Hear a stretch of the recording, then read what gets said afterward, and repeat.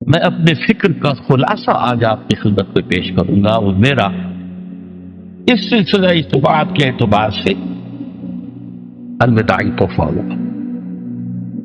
اب میں آغاز کر رہا ہوں۔ پہلی بات، اس سبب میں 3 باتیں مجھے کہنی ہیں۔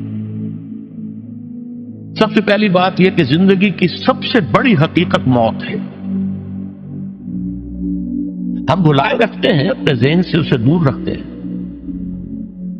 لیکن واقعہ یہ ہے کہ زندگی کی سب سے بڑی حقیقت موت ہے۔ خدا کے منکر پیدا ہوئے ہیں، لیکن موت کا انکار کرنے والا بھی کوئی پیدا نہیں ہوا۔ اس لیے میں نے آیت آپ کو سنائی، کل نفس ذائقۃ الموت، ہر سی نفس کو موت کا مزہ چکھنا ہے، ہر جاندار کو موت کا مزہ چکھنا ہے۔ ثم الینا ترجعون، پھر ہماری طرف لوٹا دیے جاؤ۔ تو زندگی کی سب سے اہم حقیقت موت، اور موت کے بعد رجوع اللہ، آخرت، یہ سب سے بڑی حقیقت ہے۔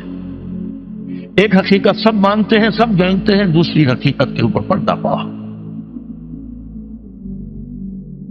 میں نے اس اعتبار سے نوٹ کیا، یہ الفاظ قرآن میں 3 مرتبہ ہے، کل نفس ذائقۃ الموت، ہر جاندار کو موت کا مزہ چکھنا ہے۔ انبیاء اس سے مستثنا نہیں رہے، رسول اس سے مستثنا نہیں رہے، اولیاء اللہ مستثنا نہیں رہے۔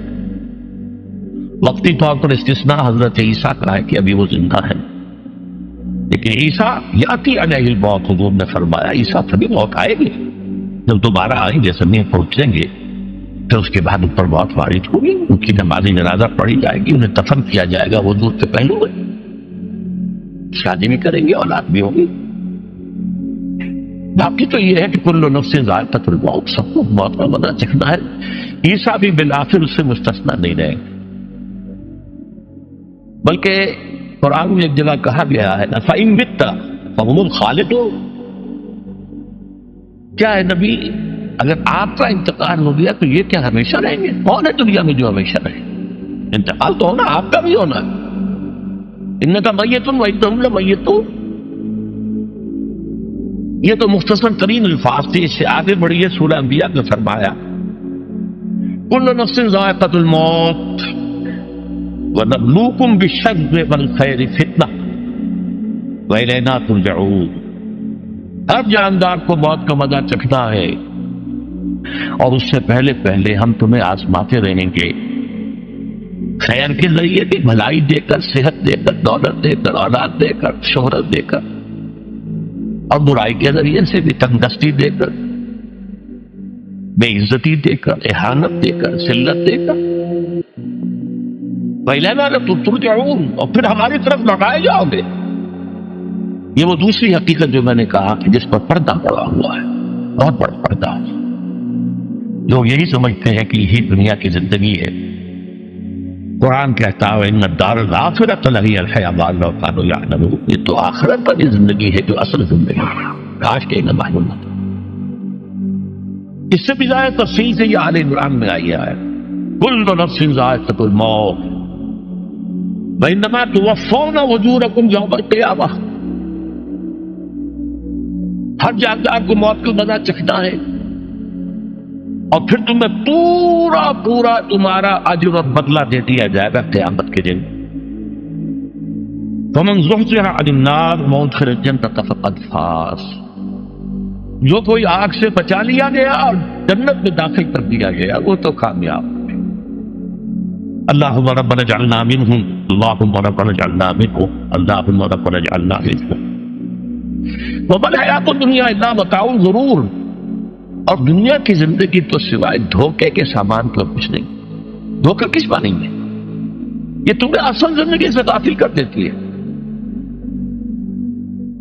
تم کہیں سفر پر جا رہے تھے، تمہارا کہیں گھر تھا، تمہیں واپس آنا تھا، تم راستے ہی میں کسی دلچسپی میں ایسے مگن ہوئے کہ گھر بار سب بھول گئے۔ یہ تو تمہارا عارضی سا سفر تھا، تم نے اسی کو اپنی منزل بنا لیا، اپنا ٹھکانہ بنا لیا، تو دھوکہ دیا اس نے تمہیں۔ ویسے دنیا کی زندگی دھوکہ نہیں ہے، بڑی حقیقت ہے، اس لیے کہ حضور نے فرمایا انما الدنیا مزرعۃ الآخرہ، یہ دنیا آخرت کی کھیتی ہے، یہاں بو گے تو وہاں کاٹو گے، یہاں کچھ کمائی کرو گے تو وہاں اس کا بدلہ ملے گا۔ اس اعتبار سے دنیا بہت بڑی حقیقت ہے، ایک ایک لمحہ بہت بڑی دن کی ہے۔ لیکن اگر یہ دنیا تمہیں آخرت سے غافل کر دے تو اس سے بڑا دھوکے باز ہو کوئی۔ یہ اصل دجال ہے۔ میں نے تقریباً 60 برس کی عمر کو جب میں پہنچا تھا تو موت کا انتظار شروع کر دیا تھا۔ میرے قریبی احباب کو معلوم ہے، میں کہتا رہا، یہ بھی کہتا رہا کہ بھائی میں اپنے حصے کا کام کر چکا، جتنی صلاحیت اللہ نے دی تھی، جتنی بھی میرے اندر استعداد تھی، میں اس کو بھرپور طریقے پر استعمال کر سکا۔ دم واپسی برسرے راہ ہے عزیز و اب اللہ ہی اللہ ہے، یہ میرا معاملہ رہا ہے 60 برس کی عمر سے۔ اس کے بعد اللہ نے مزید 14 برس دیے ہیں، یہ نافلۃ لن کے درجے میں کہتا ہوں، اس کا اللہ کا عقل خصوصی ہے، نفل ہے۔